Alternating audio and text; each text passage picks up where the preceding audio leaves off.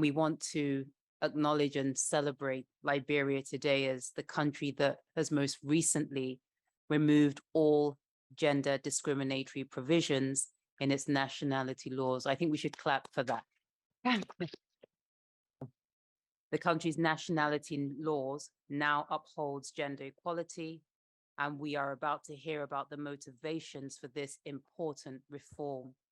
And on that note, I would like to take this opportunity to introduce the Honorable Williametta Saydee-Tarr, who is the Minister of Gender, Children, and Social Protection for Liberia. So you, please go ahead.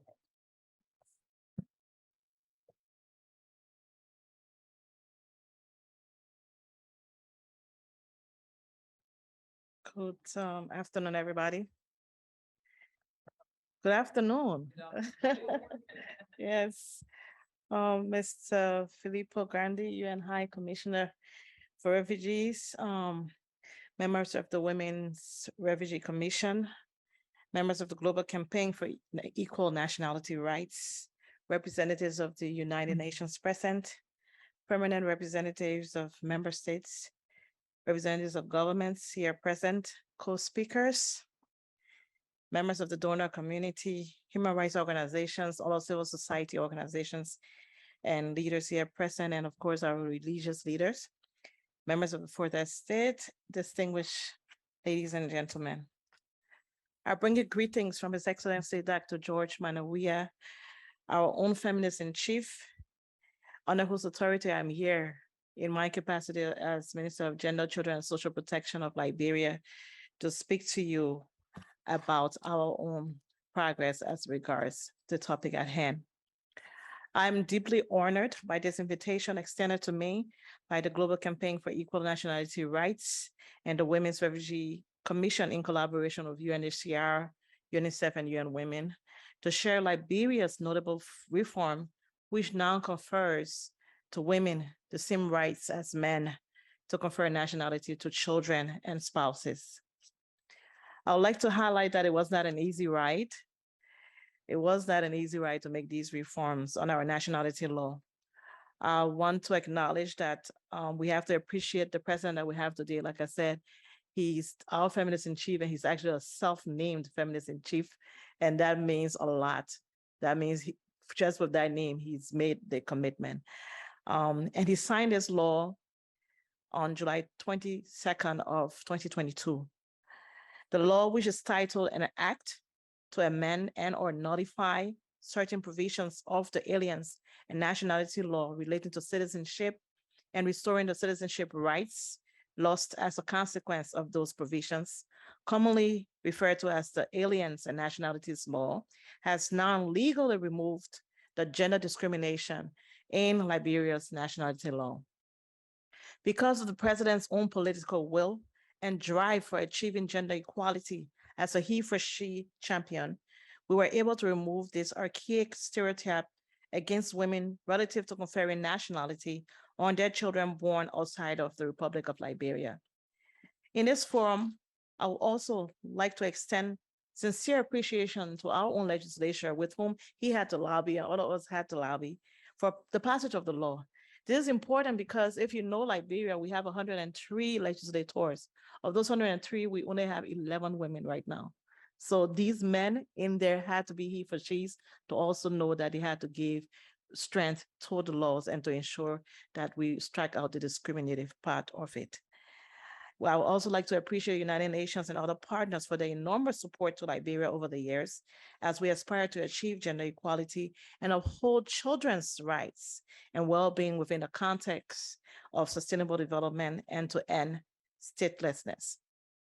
Prior to the passage of the law by our legislature and the subsequent signing into law by the president, several provisions, including Part 3, Chapter 20, 21, and 22 of Title 4 of the Liberian Code of Laws Revised, also known as the 1973 Aliens Nationality Law. It showed that the laws clearly violated the rights of Liberian women and children. The law discriminated Liberian citizenship rights between a person born of Liberian parents, be it the father or the mother, on Liberian soil on the one hand, and a person born of Liberian parents outside of Liberia on the other hand.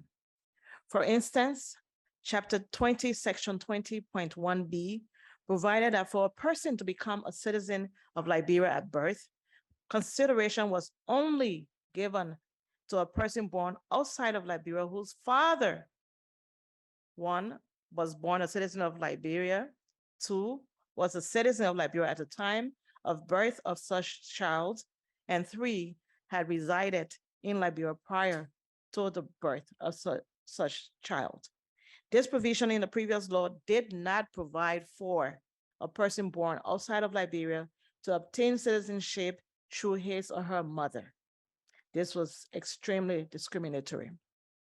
Indeed, the provisions contained in the 1997 Aliens and Nationality Law were all in violation of the 1986 Constitution of the Liberian Republic, particularly the Equal Protection Clause. I would like to make a few specific references to the Constitution of the Republic of Liberia. Article 11B and C provide that all persons, irrespective of sex, are entitled to the fundamental rights and freedoms, and that all persons are equal before the law and are therefore entitled to the equal protection of the law.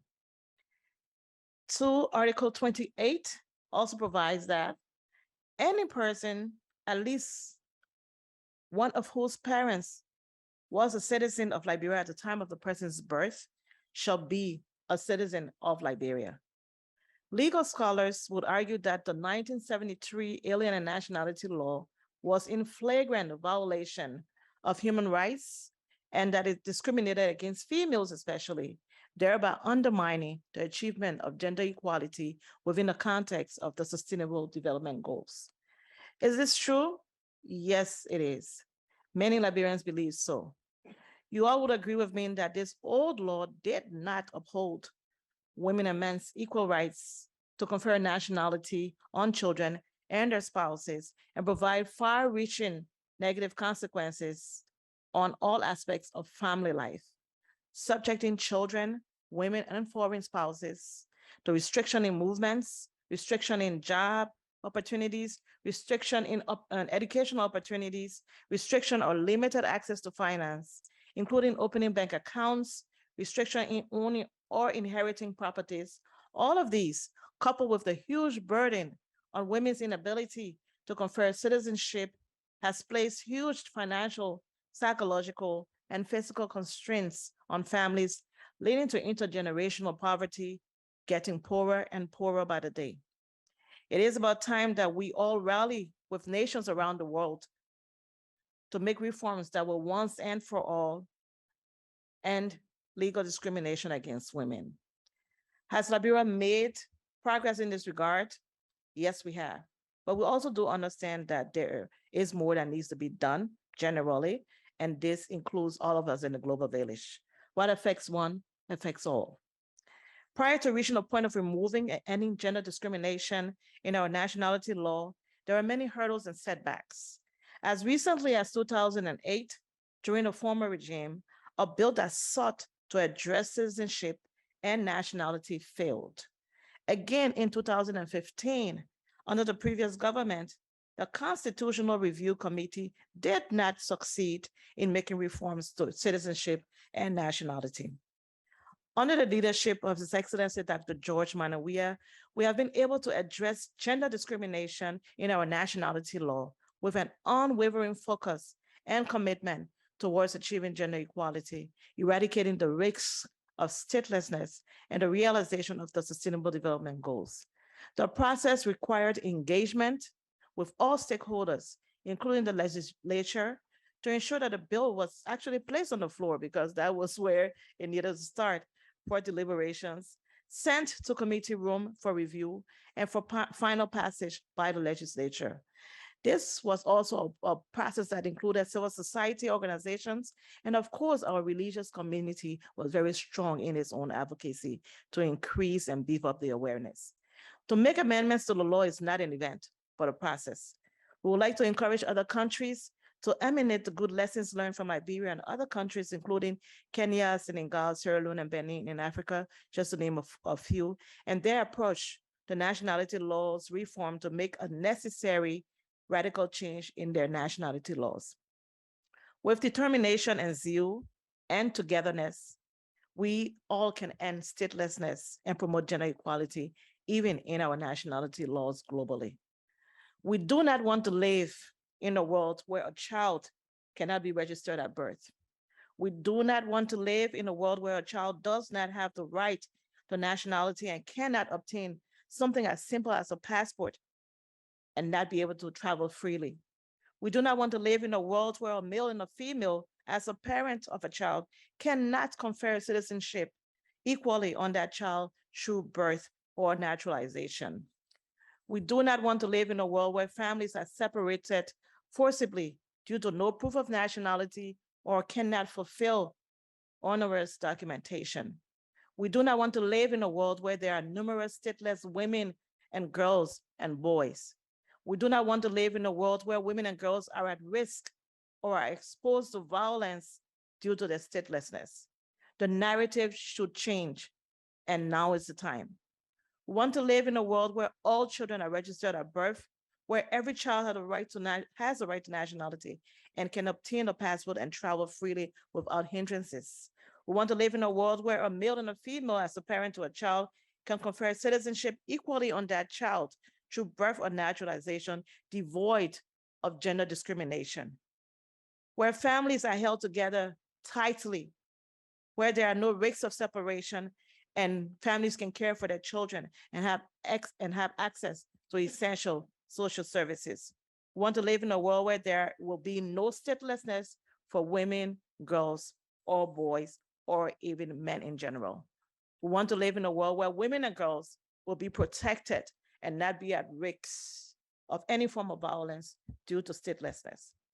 Finally, I would like to emphasize that as a country, Liberia will continue to strive to uphold the tenets and principles of human rights treaties and agreements, all geared towards achieving gender equality. We remain committed to ensuring equal nationality rights for women and men to acquire, change, retain, and transmit their nationality within the context of the recommendations of the Human Rights Council's Universal Periodic Review, as well as the Convention on the Elimination of Discrimination Against Women and the UNHCR's #I Belong campaign to end statelessness by 2024. We would like to thank the United Nations, particularly UNHCR, UNICEF, and UN Women for their own immense support in achieving gender equality. To this end, we encourage all other countries to make reforms in their own nationality laws to address the gender discrimination therein, as contained in Article 9, Section 2 of CEDAW, that requires states parties to grant women equal rights with men and respect to the nationality of their children. Thank you so much.